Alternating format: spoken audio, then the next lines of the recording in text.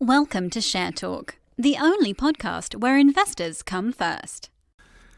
PetroTal completed its first horizontal well and announced an initial 4-day production rate of 6,200 barrels of oil per day. It's already spud its second horizontal well and is aiming for production of 10,000 barrels of oil per day by the end of the year, with 20,000 barrels of oil per day targeted by the end of 2020. Market cap is currently 116 million, which actually isn't expensive at all if these objectives can be met. Block Energy is another company drilling horizontal wells, but with rather less success. It announced an operations update and claimed to have successfully cemented casing at the 38Z well.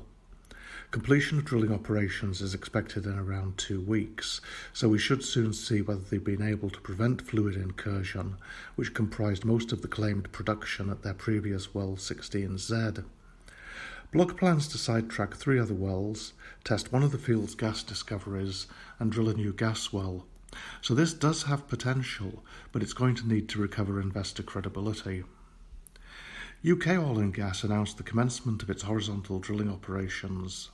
HH2Z aims to deliver a circa 3,200-foot horizontal section wholly within the Portland Reservoir's most oil-productive zone. The well is expected to reach its total depth around mid-November and be producing by year-end. I reckon it could be good for over 1,000 barrels a day. 88 Energy announced its quarterly report and confirmed that the Charlie 1 well is to be drilled and tested in the first quarter of 2020 using the already secured Nordic Callista Rig 3. This is a big one. Total gross mean prospective resources across the 7 stacked targets to be intersected by Charlie 1 are 1.6 billion barrels of oil, 480 million barrels net to 88E. As the placing shares from last month clear, I would expect to see this move higher. Finally, more nonsense with Anglo-African Oil and Gas, who announced a non-binding indicative term sheet for an agreement which, if it were to complete and on bringing well TLP 103C into production, would provide up to $25 million in offtake and prepayment financing.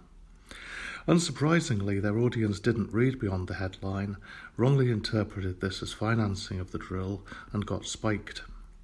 The financiers Riverfort and YA2 almost certainly will have been selling into this volume, but whether they can sell sufficient shares at a high enough price to finance the drill is another matter entirely. Moving on, news from all the other companies who have made announcements so far this week will be covered in the Sunday blog, and I'll be back on Saturday with another podcast focused on whatever interesting looking news comes out in the meantime. Thank you for listening. Remember to visit our website for more news and other podcasts at www.share-talk.com.